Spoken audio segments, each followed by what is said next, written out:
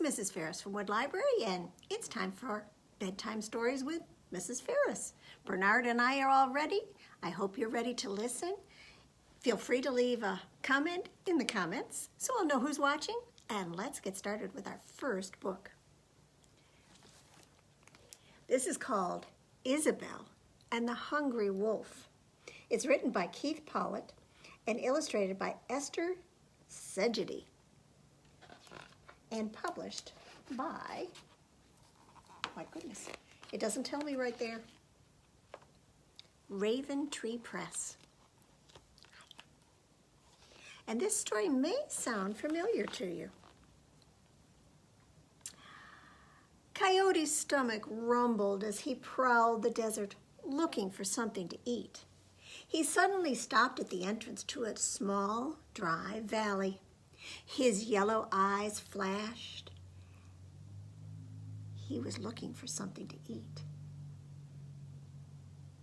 He saw a girl wearing a red hood. She was singing softly and picking desert flowers.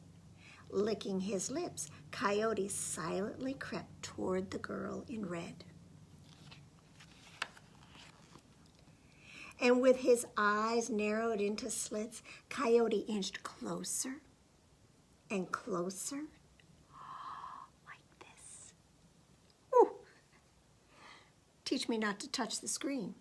When Coyote was just a few feet away, he got ready to pounce, but suddenly his stomach rumbled, it churned and gurgled and grumbled. The girl whirled around. "Mr. Coyote," she exclaimed. "What do you want?" "Oh," said Coyote as his stomach growled again. "I just wanted to say, good morning." "Well, good morning to you," said the girl, taking a step back. "My name is Isabel." "That's a pretty red hood you're wearing, Isabel," said Coyote. His glowing eyes flared as he inched closer to her. "Thank you, sir. This hood keeps the sun from my face," Isabel said as she took another step back. "I see," said Coyote. "Where are you going?" Coyote stepped even closer to her. "I'm going to visit my grandmother," said Isabel as she backed away from him. "Is that so? And where does your grandmother live?" he asked slyly. "She lives at the end of the valley," replied Isabel, and she pointed down the road. "Look, there is her house." Coyote looked at the adobe house and then at Isabel. This girl would make a fine lunch, he thought. But if I wait, I can gobble up the girl and her grandmother. He schemed. Coyote sniffed the air. "What do you have in your basket?"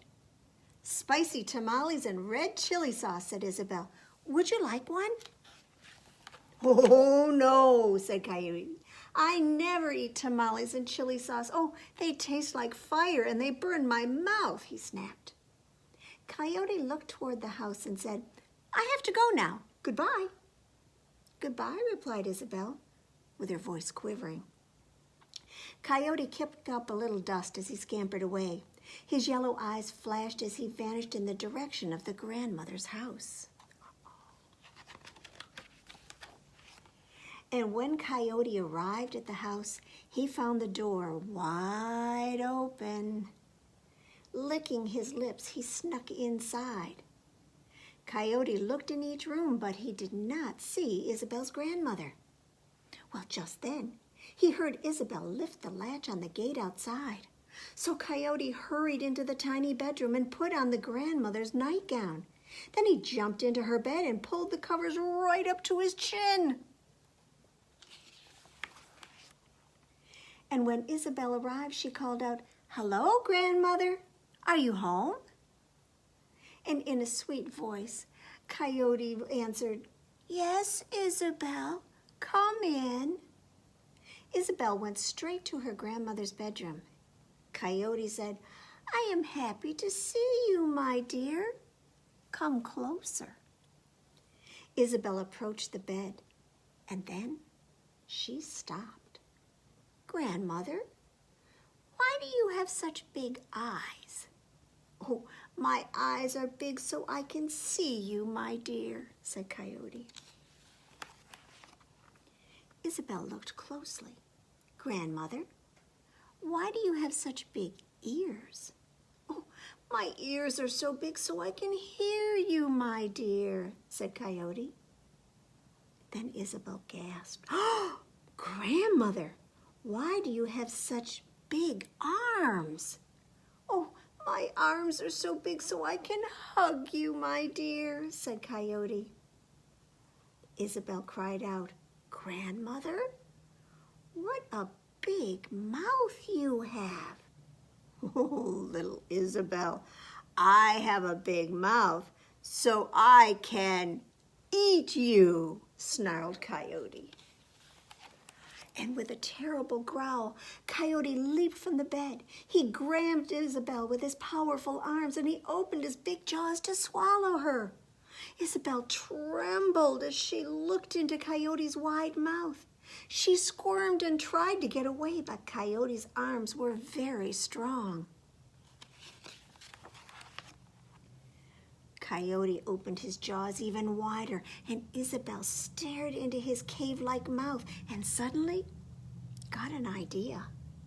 She threw the entire basket of tamales and chili sauce into Coyote's big trap, his mouth. Coyote bit down, and then he howled, "Aye! Tamales and chili sauce! Oh, my mouth is on fire!" Coyote dropped Isabel and raced out of the house. He hurried through the gate and dashed into the valley, howling the entire time. Can you howl like a coyote? Ooh. And Isabel listened to his cries fade away into the desert. And just then, the back door of the house opened, and a voice said, "Hello, Isabel. I'm so happy to see you, my dear."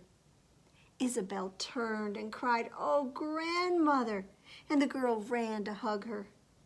Isabel's grandmother said, "I was taking a nap in the backyard when a terrible howl woke me up." Isabel nodded. "That was Coyote. He wanted to eat me for lunch, but I threw a basket of tamales and chili sauce into his big mouth."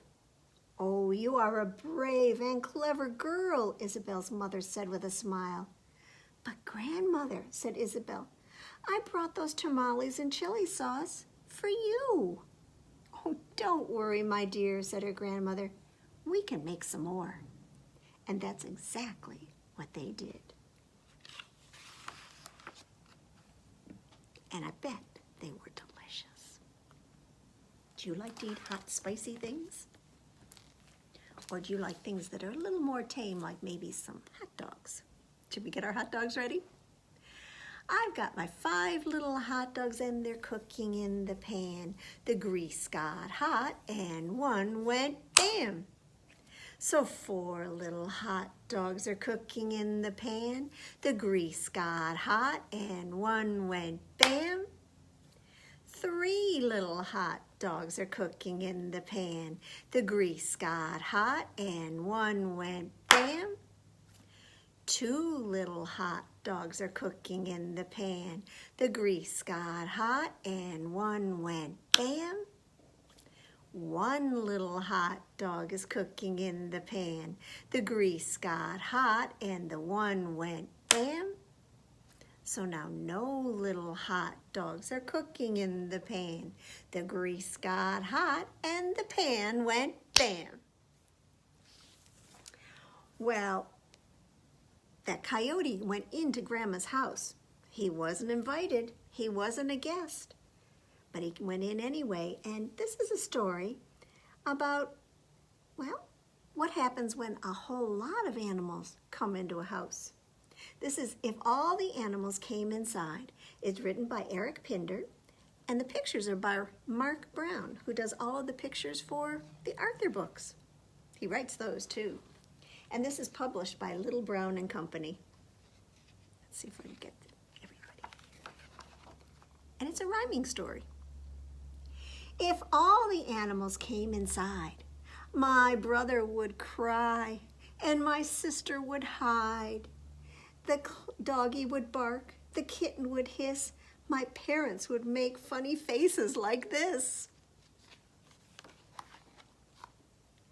But I wouldn't look for a place to hide. I'd climb aboard an elephant for a ride. Thump, rump, bang, bump. Oh, the walls would tremble, the windows would shake. Oh, what a terrible mess they would make.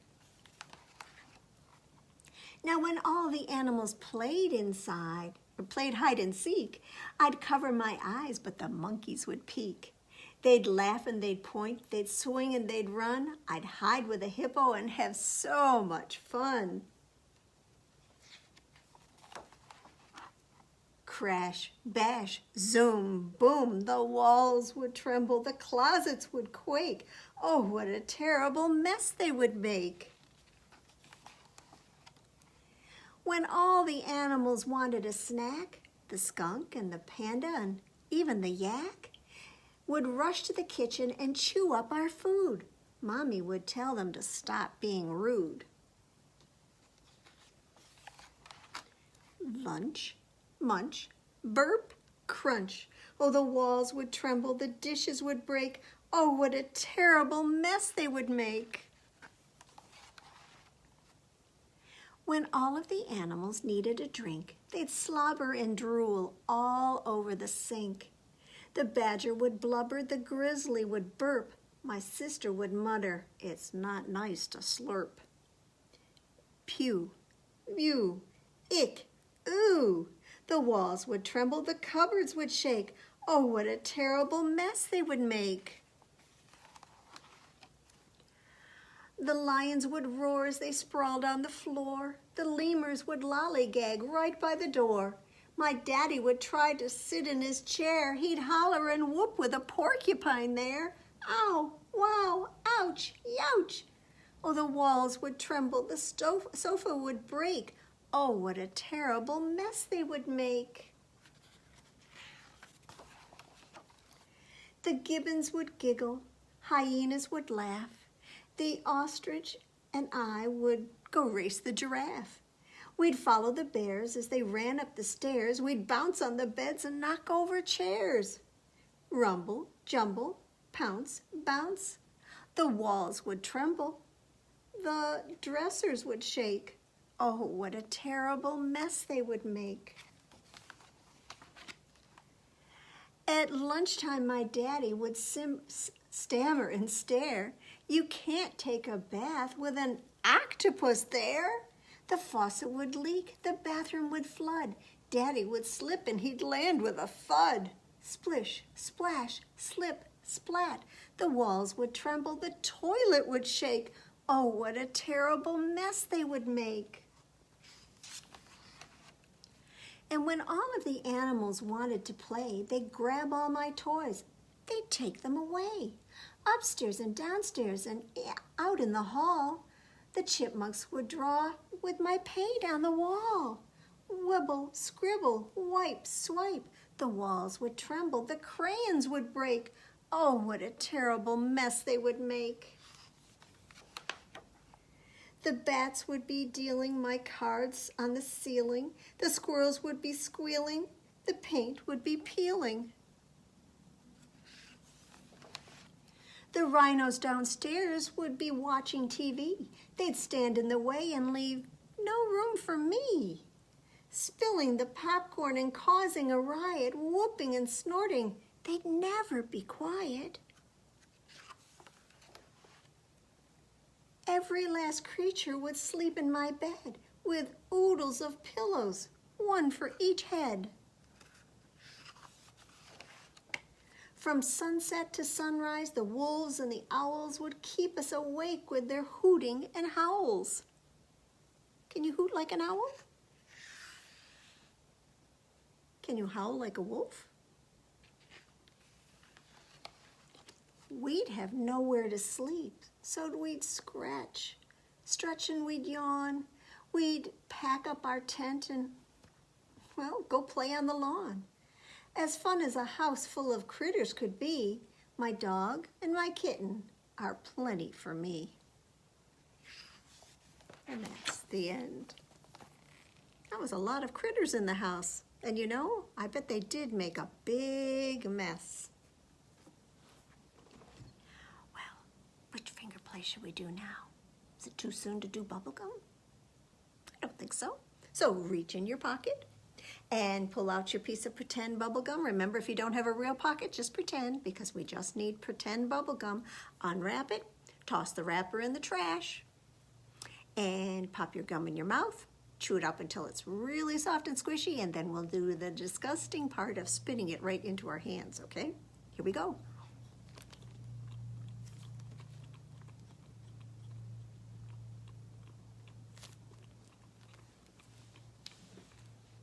Is it ready?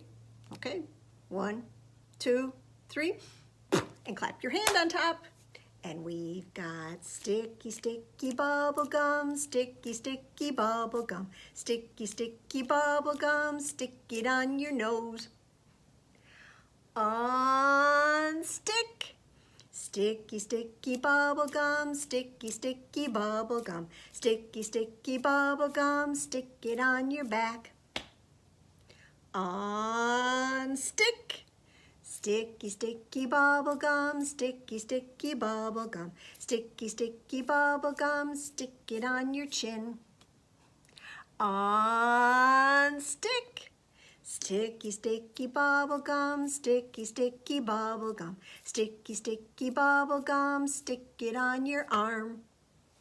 On stick. Sticky, sticky bubble gum, sticky, sticky bubble gum, sticky, sticky bubble gum, stick it on your cheek. On stick. Sticky, sticky bubble gum, sticky, sticky bubble gum, sticky, sticky bubble gum, stick it on your knee. On stick. Sticky, sticky bubble gum, sticky, sticky bubble gum, sticky, sticky bubble gum. Stick it on mom or dad. Are you there yet? On stick. Sticky, sticky bubble gum, sticky, sticky bubble gum, sticky, sticky bubble gum. Stick it on your toe. On stick. Sticky, sticky bubble gum, sticky, sticky bubble gum, sticky, sticky bubble gum. Ooh, it's time to throw it in the trash. Well, our next book is one that has a very, very interesting title. It's called, I think, Guji. And this is written by Chi-Yuan, I think. And it is published by Kane Miller Book Publishers. Now I see some ducks over here. And this is Guji. Does he look like a duck to you? Me neither. Now an egg was rolling on the ground. It rolled through the trees. It rolled across the meadow. It rolled all the way down the hill, and finally it rolled right into a duck's nest. Mother Duck didn't notice. She was reading. Well, soon enough, the eggs began to crack. The first duckling to hatch had blue spots, so Mother Duck called him Crayon. The second duckling had brown stripes. Zebra, Mother Duck decided. The third duckling was yellow, and Mother Duck named him Moonlight. A rather odd-looking duckling hatched from the fourth egg. Guji, he said, and that became his name. Now Mother Duck taught her 4 ducklings how to swim, how to dive, and how to waddle. And Guji always learned more quickly than the others. He was bigger and stronger too. But no matter how quick they were or what they looked like, Mother Duck loved all her ducklings the same. Then, one terrible day, 3 crocodiles came out of the lake. They looked a lot like Guji. The crocodiles were smiling, and when they laughed with their mouths wide open, the whole world could see their big, pointed teeth.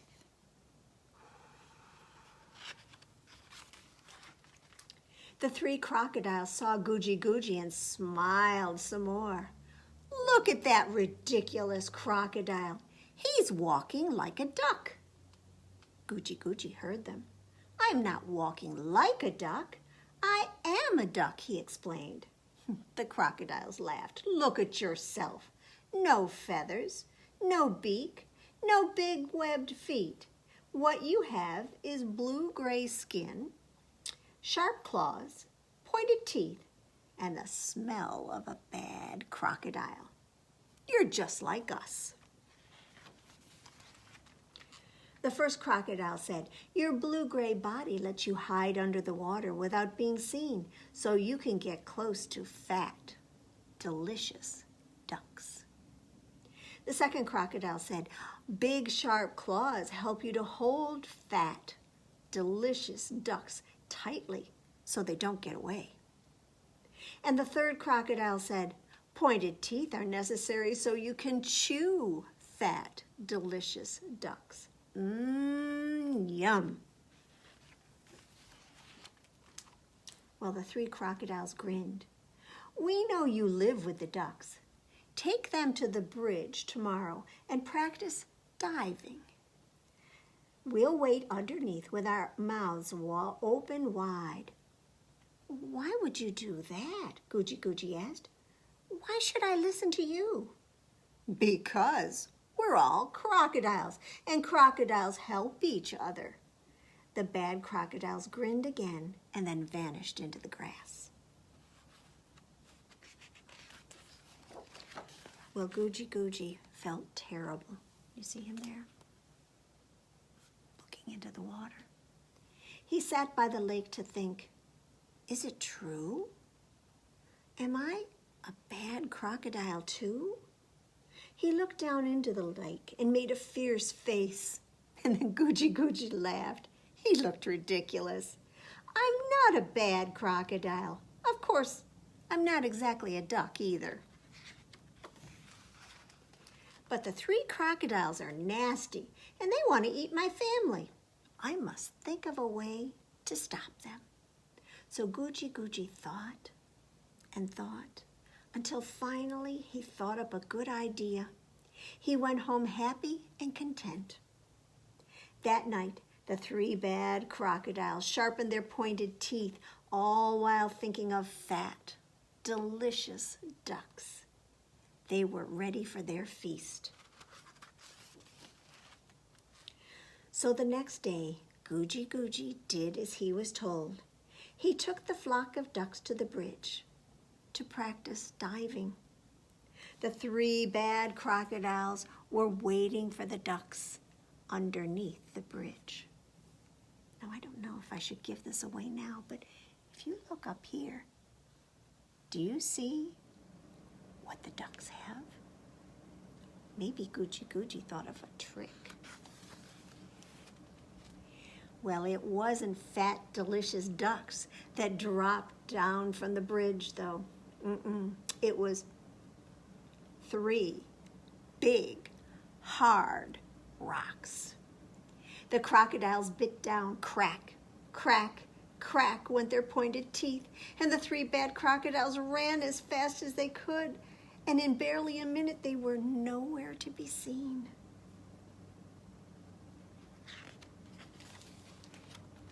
Guji had saved the ducks. Guji was the duck hero of the day, and that night all the ducks danced and celebrated. Guji continued to live with Mother Duck, Crayon, Zebra, and moonlight, and every day he became a stronger and happier crocodile. That's Guji. All right, well, can you make a crocodile with one of your hands? And our crocodile isn't going to want to eat ducks. He's going to want to eat some monkeys that are going to be up in the tree. 5 little monkeys swinging in the tree, teasing Mr. Crocodile, you can't catch me. But along came Mr. Crocodile, as hungry as can be, and he went snap. You didn't get one though, hide your monkey. So 4 little monkeys were swinging in the tree, teasing Mr. Crocodile, you can't catch me.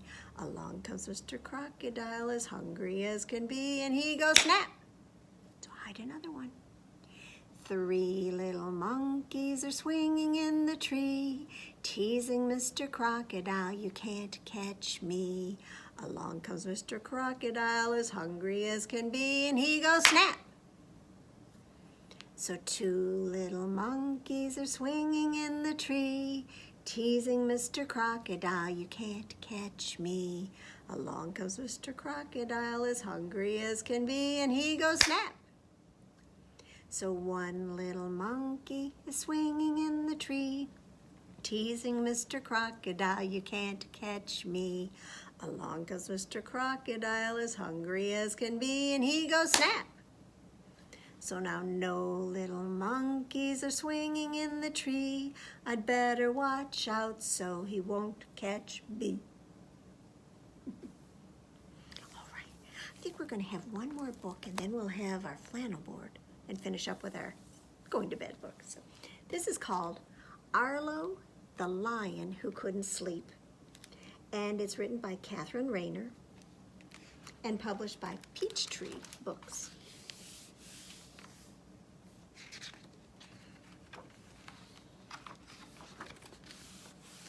I think this is a brand new book at the library. Let me just check the date. Yes, it is. It's the first time I've been able to share it with anyone. Arlo was a very tired lion. He had tried everything, but he could not get to sleep.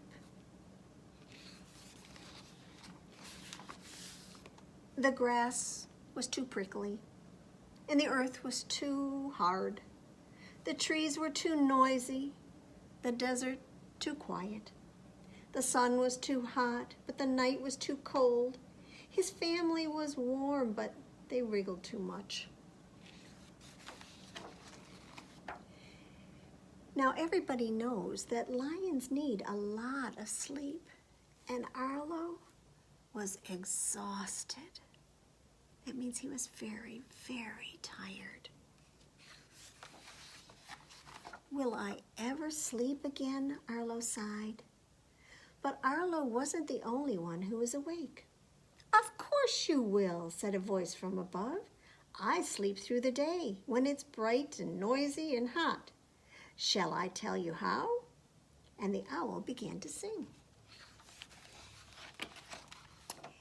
Think about the places where you'd like to be, the things that you would do there, and what you might see. Relax your whole body. Slow your breathing right down. Imagine you're sinking into the soft, soft ground. As you fall into calmness, so comfortable and deep, your mind will rest and you'll drift off to sleep.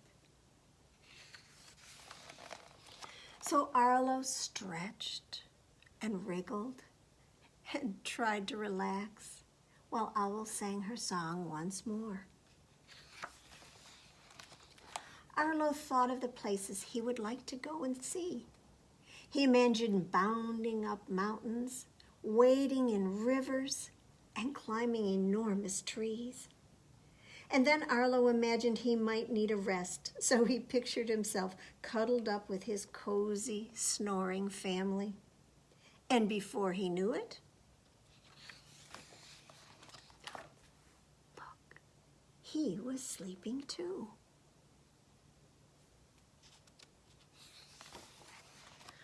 Arlo woke feeling the sun on his coat.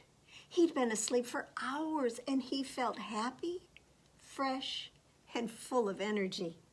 He couldn't wait to tell Owl.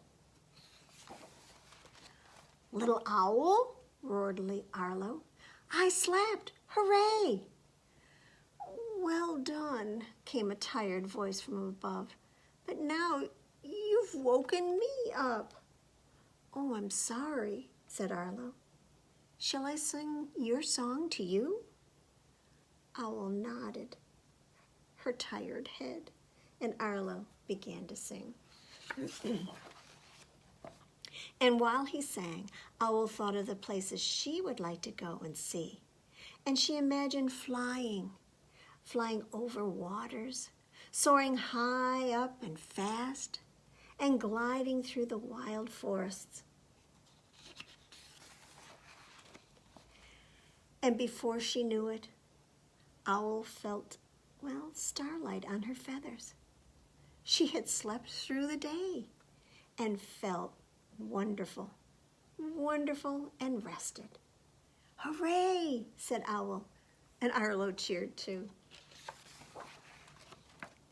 "We're pleased you've slept, but now you've woken all of us up," said the grumpy pride, grumbling together. "Sorry," said Arlo. "But we know what to do," hooted Owl and Arlo, and they sang together. "Think about the places where you'd like to be, the things that you do there and what you might see. Relax your whole body, slow your breathing right down. Imagine you're sinking into the soft ground. As you fall into calmness so comfortable and deep, your mind will rest and you'll drift off to sleep." And before long, everyone was asleep, including Arlo.